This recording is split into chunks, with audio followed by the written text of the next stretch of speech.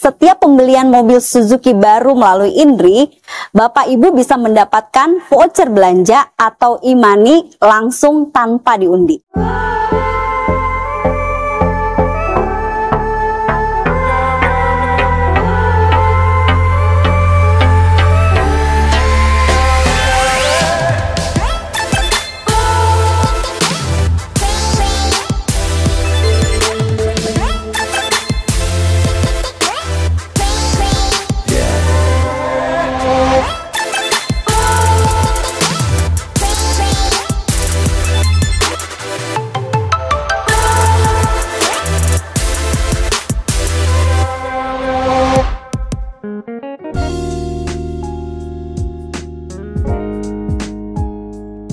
Assalamualaikum warahmatullahi wabarakatuh. Kabar teman-teman semuanya, terima kasih sudah klik video ini. Saya doakan teman-teman selalu diberikan kesehatan, dimudahkan dalam segala aktivitasnya, dan tentunya selalu diberikan kesuksesan dan kebahagiaan.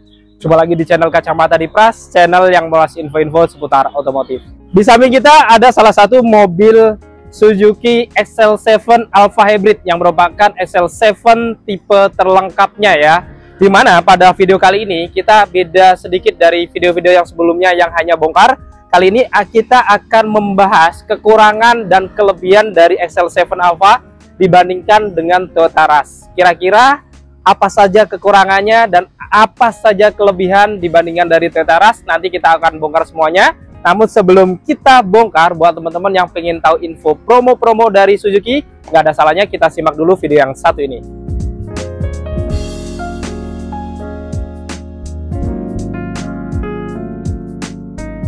Halo Bapak Ibu, perkenalkan saya Indri dari Suzuki BSD Parung. Bagi Bapak Ibu yang ada rencana pembelian Suzuki bisa hubungi Indri di nomor 082123606102. Dan bagi Bapak Ibu yang ingin berkunjung ke showroom kami, Bapak Ibu bisa datang ke showroom Suzuki mobil BSD cabang Parung yang beralamatkan di pertokoan Ruko Pelangi Jalan Raya Parung nomor 12 Parung Kabupaten Bogor.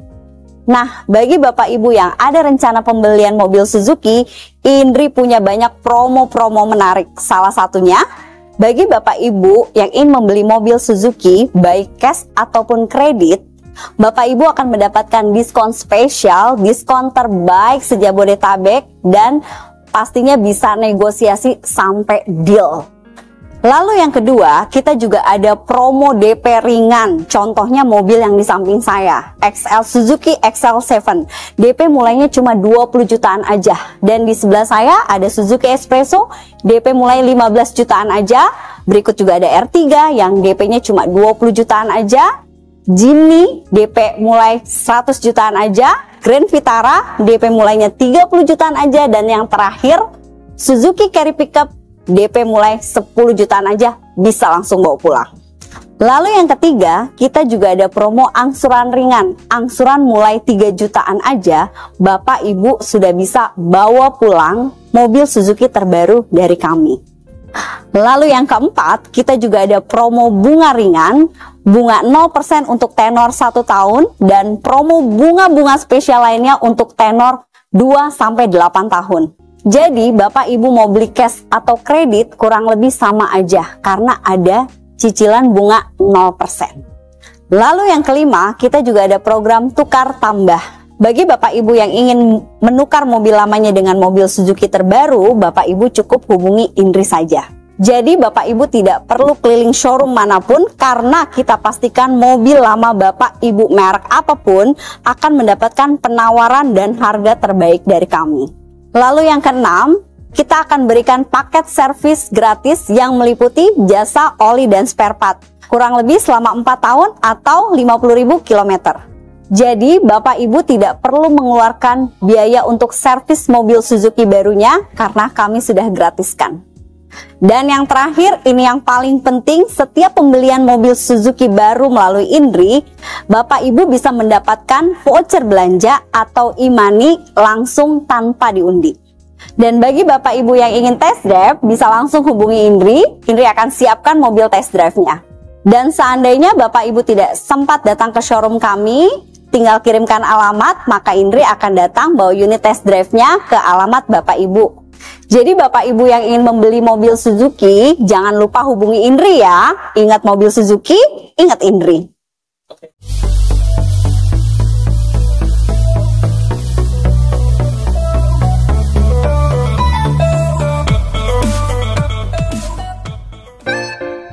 Nah, itu tadi kita sudah simak info promo-promo dari Kak Indri dari Suzuki BSD Parung ya. Jadi teman-teman nanti yang cari seputar info seputar pembelian Suzuki, teman-teman bisa langsung hubungin Kak Indrinya. Nomornya sudah ada di deskripsi ya. Dan di bawah juga kita lampirkan harga lengkap nih, termasuk harga XL7 dan juga harga-harga kompetitornya termasuk Toyota Rush sendiri ya. Jadi kalau dibandingkan dengan Toyota Rush, harganya memang benar-benar tipis ya, hampir sama. Mungkin beda hanya sekitar 1 jutaan aja gitu ya. Jadi hampir gak ada beda. Nah, kira-kira apa kekurangannya dan apa kelebihan dari XL7 ini dibandingin Rush? Nanti kita akan bongkar. Oke, kita langsung bongkar aja. Jadi kita lihat di sini kalau dari desain tampilannya ya, ini kalau ngomongin tampilan tentunya selera gitu ya. Jadi ada yang suka dengan XL7, ada suka dengan kompetitornya tentunya. Dimana kalau XL7 sendiri dia untuk grillnya itu modelnya honeycomb di atas dengan tambahan ornamen warna black glossy lengkap dengan emblem Suzuki berwarna chrome di bagian tengahnya. Dan di bawahnya dia mendapatkan undercut di finish warna silver di bagian tengah, kanan kirinya warna black dove. Begitu pula dengan kisi-kisinya di finishing warna black dove. Dan keunggulan atau kelebihan dari Suzuki XL7 yang tidak dimiliki Toyota Rush itu dia sudah ada lampu di arealnya ya. Ini dia lampunya sudah LED. Lalu untuk lampu utamanya ini sama karena sama-sama LED multi reflektor. Lampu senjanya juga sudah LED multi reflektor juga. Dan untuk lampu sennya dia juga sama-sama halogen nih, jadi sama seimbang gitu ya. Dan fog lampnya di bawah juga sama-sama halogen juga seimbang. Tapi tentunya ada kekurangannya di mana untuk antenanya ya, di bagian tengah ini dia masih model short pole ya. Mungkin ini adalah karakter dari Suzuki XL7, memang pengen beda. Sedangkan kalau mobil-mobil lain sudah pakai shark fin antena. Dan ini adalah tampak keseluruhan wajah depan dari Suzuki XL7 Alpha Hybrid 2025. Sekarang kita bongkar untuk mesinnya. Ngomongin mesin dari XL7 Alpha, ini memang cukup menarik ya. Kelebihannya dibandingkan Toyota Rush, dia sudah menggunakan mesin bensin 1500 cc berteknologi hybrid atau mild hybrid ya, dimana ini adalah merupakan mesin hybrid pertama di kelasnya. Jadi tentunya lebih unggul, yang dimana dengan hybrid ini tentunya dia akan sedikit mengurangi konsumsi bahan bakar sehingga lebih irit daripada mesin yang konvensional gitu ya. Jadi seharusnya kalau diadu dengan Toyota Rush, seharusnya secara teknologi untuk Alpha Hybrid ini tentunya lebih irit ya. Dan dia juga berpenggerak roda depan yang kalau teman-teman bawa di jalanan sehari-hari itu tentunya juga kalau dipakai lebih nyaman gitu ya dibandingkan daripada mobil yang berpenggerak roda belakang seperti Toyota Rush. Tapi kelemahannya biasanya kalau ditanjakan nih, Toyota Rush tentunya akan lebih unggul dibandingkan Suzuki XL7. Dan kita lihat di sini pada kap mesinnya dia sudah dilengkapi dengan peredam. Sekarang kita bongkar eksterior sampingnya. Dari kaki-kakinya ini kalau dibandingkan Toyota Rush ini velgnya lebih kecil ya, karena hanya R16, warnanya full gelap dengan model spider seperti ini dengan profil ban di 195/60. Tapi rem depannya ini juga sudah cakram yang sudah dilengkapi dengan ABS, EBD, VSC, dan start assist. Lalu kita lihat untuk pionnya, ini karena yang two-tone polish jadi di finishing warna black glossy gitu ya. Jadi kelihatan sporty, lengkap dengan lampu sen, pengaturan kacanya elektrik, sudah bisa dilipat buka otomatis, sudah bisa auto folding juga gitu. Jadi seimbang juga dengan Toyota Rush. Lalu di atas kacanya juga mendapatkan talang air juga sama gitu ya. Ada roof rail juga kanan kiri juga tentunya sama. Dan untuk handle pintunya ini sama-sama model tarik, ada tombol smart entry juga sama karena kuncinya sama-sama keyless. Tapi yang menarik dari XL7 dia di finishing warna chrome nih, jadi menambah kesan elegan. Lalu di bawahnya dia juga sama-sama ada set skirt juga ya. Ini di finishing warna black dove lengkap dengan set body molding warna black dove juga, dan ada tambahan warna silver di bawahnya sehingga menambah unsur sporty juga. Dan roda belakangnya ini juga sama dengan Toyota Rush, pakai rem tromol juga di roda belakangnya. Cuman kekurangannya memang velgnya tadi ya, dia lebih kecil daripada Toyota Rush GR Sport yang masih R16. Dan ini adalah tampak keseluruhan eksterior samping dari Suzuki New XL7 Alpha Hybrid yang merupakan tipe tertinggi atau tipe terlengkap. Sekarang kita bongkar eksterior belakangnya. Dari atas dilengkapi dengan roof spoiler juga ya, warna black glossy dan list warna silver. Di tengahnya juga dilengkapi dengan head mount stop lamp, lampu LED di atas. Lalu untuk kacanya pun sudah sama-sama kaca anti embun juga ya, atau kaca defogger. Dilengkapi juga dengan wiper belakang ya. Dan untuk spoilernya, kalau XL7 Alpha itu ada tambahan logo Suzuki Sport nih di bagian kanannya. Dan di bagian tengahnya ini di finishing warna black glossy, hampir mirip juga gitu ya. Dengan tambahan garnish list warna chrome dan emblem Suzuki warna chrome juga. Lalu dia menariknya ya, atau keunggulannya selain ada kamera belakang, di sini juga ada kamera dashcam untuk spion dalamnya ya. Jadi spionnya sudah elektrik yang tidak ada di Toyota Rush. Lalu ada tambahan garnish list warna chrome juga di bawahnya. Dan untuk lampunya ini dia kembali ke selera lagi ya. Lampunya dia modelnya kayak bumerang di sini. Sudah lampu LED untuk lampu malamnya, lampu remnya juga LED. Tapi lampu sen dan lampu mundurnya dia masih halogen. Jadi secara fungsi sama persis dengan Toyota Rush. Lalu ada emblem hybrid yang menunjukkan tipenya. Dan ada emblem XL7 Alpha di bagian kirinya ya. Dan selain kamera tadi, di bawah bumpernya juga ada 2 parkir sensor. Sama kayak Toyota Rush juga. Dan di kanan kirinya juga dilengkapi dengan 2 lampu reflektor model vertikal. Dan dia ada tambahan underguard ya, atau body kit belakang dengan warna black dove secara dominan dan warna silver yang sporty di bagian tengahnya. Dan ini adalah tampak keseluruhan eksterior belakang dari Suzuki XL7 Alpha Hybrid 2025 ya. Untuk kuncinya ini juga sudah keyless juga, jadi sama alias seimbang ya, dengan tombol lock dan unlock di depan. Di belakangnya dia ada emblem Suzuki dengan background warna biru gitu ya. Jadi secara tampilan ini saya lebih suka ini karena memang dia kecil dan juga kelihatan elegan gitu ya. Kalau kecil kayak gini tuh kita nyimpennya lebih mudah gitu ya. Dan di sini kalau kita tekan tombol, ini juga dia langsung terlipat spionnya dan nyala lampu sen, jadi seimbang juga. Dan kalau kita buka, dia nggak ngebuka juga gitu ya. Jadi nanti dia akan ngebuka ketika mesinnya dihidupkan nih. Jadi seimbang dengan Toyota Rush seperti itu juga. Oke, kita langsung masuk ke dalam.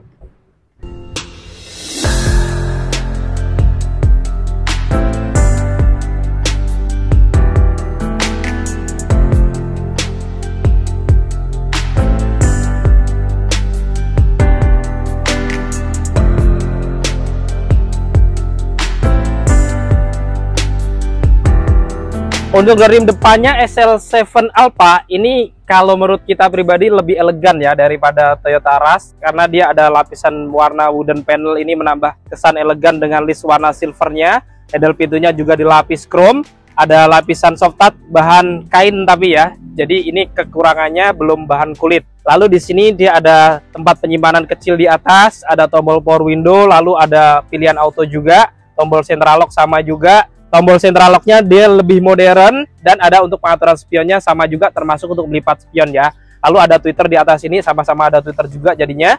Dan di bawah juga ada speaker juga, ada cup holder dan door pocket yang lumayan besar juga. Dan di bawah ini dia kelebihannya mungkin ada tambahan emblem Suzuki ya, warna silver platnya di sini. Kita masuk ke dalam. Nah, untuk nuansa dashboardnya ini dia tergantung selera lagi ya. Tapi kalau menurutku dia memang kelihatan lebih elegan untuk XL7 ini ya. Walaupun simple tapi elegan dengan warna wooden panel ya di bagian tengah ini dengan list warna silver juga. Lalu di bawahnya di sini ada tombol untuk pengaturan sorot lampunya ya. Jadi bisa diatur ketinggiannya. Ini tentunya keunggulannya ya dibanding Toyota Rush yang belum ada. Lalu ada tombol VSC, tombol parking assist dan idling stop ini sama. Begitu pula dengan untuk hidupkan mesin juga sudah start engine sama juga ya. Tapi kelebihannya dia masih ada tempat penyimpanan di kanan ini ya. Kalau Toyota Rush kosong nggak ada tempat penyimpanan. Dan di bawah tentunya sama ada pedal gas dan rem saja, karena sama-sama yang kita bongkar adalah yang matic-nya. Dan untuk bahan joknya untuk Suzuki XL7 Alpha ini lebih unggul karena sudah kombinasi kulit dan juga fabric nih. Dan dia juga kelihatan lebih tebal dan didudukinya itu juga lebih nyaman ya daripada duduk di Toyota Rush. Cuman kekurangannya untuk di bagian joknya ini tidak ada airbag karena airbagnya hanya 2. Dan di sini dia ada pengaturan untuk sandarannya manual, pengaturan untuk ketinggiannya juga ada sama juga ya, manual juga model pompa, dan maju mundurnya juga manual juga. Untuk setirnya modelnya 3 spoke dan sudah dilapis kulit juga sama, lalu ada aksen-aksen warna silver. Tapi kita bilang kelebihan dari XL7 ini sudah ada pengaturan untuk cruise control yang tidak dimiliki oleh Toyota Rush nih. Jadi kalau teman-teman dapat jalanan kosong gitu ya, teman-teman bisa aktifkan, jadi nggak perlu injak gas lagi. Mobil akan melaju sesuai dengan kecepatan yang sudah kita setting, bahkan bisa di up dan down juga ya kecepatannya dari tombol yang di sini, tinggal pencet-pencet aja. Lalu di kirinya dia juga ada tombol-tombol pengaturan untuk head unit audionya ya, atau audio steering suite, lengkap dengan untuk ngangkat telepon, dan koneksi ke Bluetooth juga. Dan di tengahnya tentunya dilengkapi dengan airbag ya, dan emblem Suzuki berwarna chrome. Jadi airbagnya sekali lagi dia ada 2 airbag aja. Ini kekurangan dari Suzuki XL7 dibanding Toyota Rush yang sudah 6 airbag. Tapi untuk pengaturan setirnya ya, ini dia bisa naik turun juga dan belum bisa maju mundur nih. Jadi masih sama juga. Lalu di belakang setir sebelah kanan dia ada saklar sama untuk lampu-lampunya. Ini ada pilihan auto sama. Dan di kirinya juga ada saklar-saklar untuk wiper depan dan belakangnya yang sudah intermittent. Untuk hidupkan mesin, Suzuki XL7 juga sudah kilas, jadi cukup injak rem, lalu dengan tombol start engine-nya juga. Nah, kita nyalakan ya. Dan saat kita nyalakan, tampilan dari speedometernya ini masih analog, tapi secara desain kelihatan lebih elegan dan lebih modern dari Toyota Rush yang masih benar-benar sederhana gitu ya. Jadi dia ada list-list warna chrome-nya, kemudian backgroundnya warna biru dan berpadu cahaya warna putih gitu ya. Jadi kelihatan modern dan lebih elegan. Bahkan untuk MID-nya ini dia sudah full TFT nih atau sudah digital. Jadi kalau Toyota Rush masih analog, ini masih sudah digital untuk MID-nya. Jadi kalau dirubah-rubah, keterangan-keterangan di dalamnya itu lebih jelas gitu ya. Seperti misalkan untuk baterainya masih berapa gitu ya, berapa bar. Lalu untuk mengetahui odometernya, kemudian untuk konsumsi bahan bakarnya gitu ya, semuanya ada di sini gitu ya. Jadi ini lebih modern lah ya, karena untuk MID-nya sudah digital. Di tengah head unit audionya sudah touchscreen juga ya, tapi layarnya dibandingkan Rush GR Sport memang ini lebih kecil gitu ya. Dan fitur-fiturnya juga dia kalah nih, karena ini bisa connect ke handphone gitu ya untuk mirroring, tapi tidak ada Android Auto, Apple CarPlay gitu ya. Dan untuk fitur-fitur lainnya sama, termasuk kameranya dia hanya belakang juga gitu ya, sama dengan yang ada di Toyota Rush. Dan dia di bawahnya pengaturan AC-nya di sini sudah digital, jadi tombol-tombol kayak gini. Tapi kelebihannya dia selain auto ya, dia ada mode arah semburannya nih, bisa dibagi arah ke badan dan ke kaki yang tidak ada di Toyota Rush.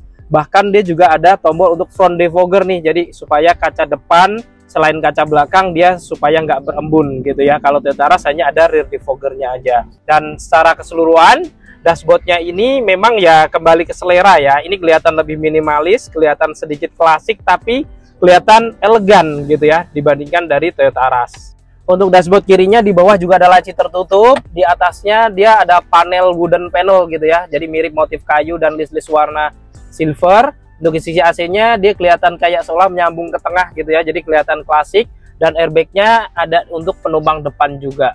Di bawah dilengkapi juga dengan port USB, ada aux-in juga ya, kemudian ada power outlet juga sama, ada laci penyimpanan terbuka, dan ada 2 cup holder ya. Tapi kelebihannya di XL7 dia integrate dengan AC nih, jadi kalau naruh botol minum di sini karena ada hembusan udara AC bisa sejuk atau dingin minumannya ya. Dan untuk transmisinya sama karena sama-sama masih AT dan sama-sama 4 percepatan untuk matic-nya.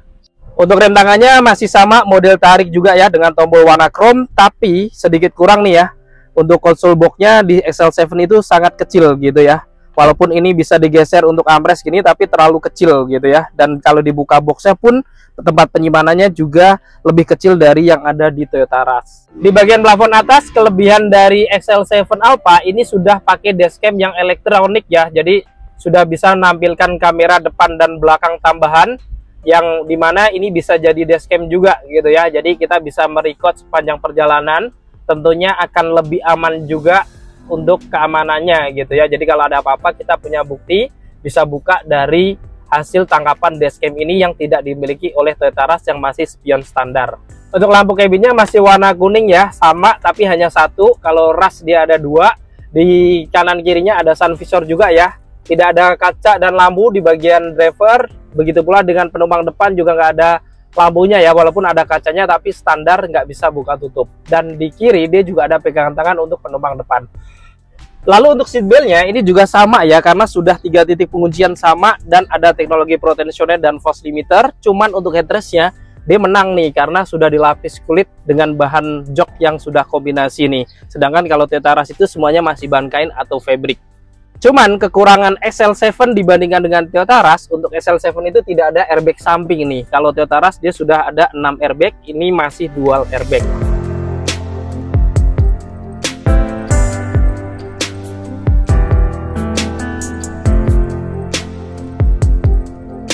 Sekarang kita bongkar interior di baris keduanya ya. Outdoor body di baris keduanya ya, sama kayak depannya tentunya didominasi warna hitam dan ada lapisan bahan soft touch tapi bukan bahan kulit gitu ya. Ada laci kecil di atas ini, ada tombol power window juga, dan handle pintunya sudah dilapis chrome. Dan di bawah juga ada speaker, ada cup holder dan door pocket ya. Jadi kalau dibandingkan Toyota Rush ya mirip-mirip gitu ya. Tapi di sini ada tambahan plat juga. Ya ada emblem Suzuki Sport-nya yang menunjukkan memang ini mobil dengan body kit Suzuki Sport. Oke, kita masuk ke dalam. Nah, di interior baris keduanya Suzuki XL7 ini jaraknya kalau jok dimundurin gitu ya, depannya ini kurang lebih segini ya. Jadi masih cukup longgar. Di bawah kakinya ini lebih tinggi dari Toyota Rush. Apalagi di headroomnya ya, ini jauh lebih tinggi tentunya ya. Ini bahkan 10 jari lebih diukur dengan tinggi saya 167. Ada pegangan tangan retract di sini sama, ada blower AC juga sama ya di belakang ini. Lampu cabinnya juga warna kuning sama. Tapi untuk seatbeltnya ini 3 titik pengunciannya hanya di kanan kiri ya. Sedangkan di tengahnya dia hanya 2 titik penguncian nih. Jadi ini kekurangannya dibanding Toyota Rush yang sudah 3 titik semuanya. Dan headrestnya ini unggulnya dia sudah dilapis kulit ya, karena ban joknya sudah kombinasi. Tapi kekurangannya dia tengahnya nggak dikasih headrest nih. Jadi kalau bertiga untuk keamanan kepalanya kurang gitu ya, yang duduk di baris tengahnya. Tapi dia memiliki keunggulan lagi, ini sudah ada armrestnya. Kalau Toyota Rush dia nggak ada armrest seperti ini. Lalu di bawah ini ada isofix sama. Di depannya juga ada kantong-kantong, dan unggulnya dia sudah dilapis kulit ya, karena ban joknya kombinasi kulit dan fabric. Dan di tengah dia masih ada colokan juga dan ada tempat penyimpanan juga.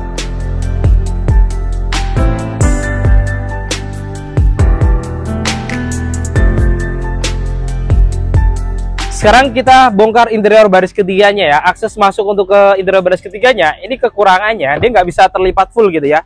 Hanya bisa dimiringin dan maju ke depan kayak gini. Ya walaupun memang kalau dibandingkan ini nggak sempit gitu ya, masih tetap oke untuk masuk ke dalam gitu ya. Tapi ya kalau bisa dilipat full, seharusnya dia akan lebih lega.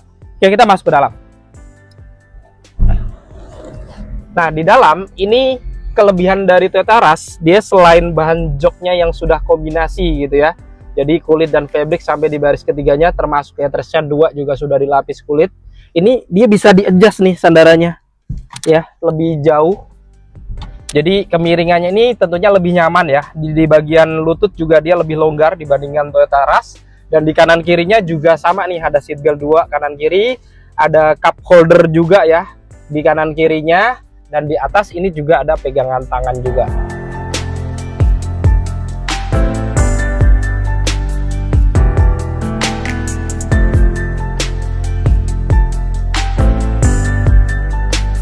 Sekarang kita bongkar untuk bagasinya. Untuk membuka bagasi, ini dia manual juga sama gitu ya. Dan ngomongin bagasi mobil 3 baris ya sebenarnya mirip-mirip, tapi kelihatannya ini lebih lebar sedikit gitu ya. Dan keunggulan dari XL7 dibandingkan Toyota Rush, itu pelipatan jok baris ketiganya dia rata dengan lantai kayak gini. Jadi ruang bagasinya tentunya akan lebih luas gitu ya. Ini bisa setengah-setengah dan bisa dua-duanya nih.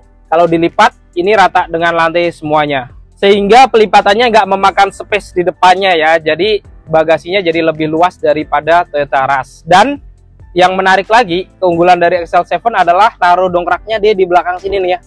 Jadi kalau nyari dongkrak toolkit gitu ya, itu kunci roda itu akan lebih praktis karena disimpannya di sini. Dan kelebihannya lagi itu di bawah karpetnya kalau diangkat masih ada tempat penyimpanan lagi nih seperti ini. Jadi ini cukup besar juga untuk penyimpanan. Jadi banyak storage yang mungkin bisa digunakan untuk naruh-naruh barang-barang lagi seperti toolkit tambahan gitu ya. Oke, kita tutup.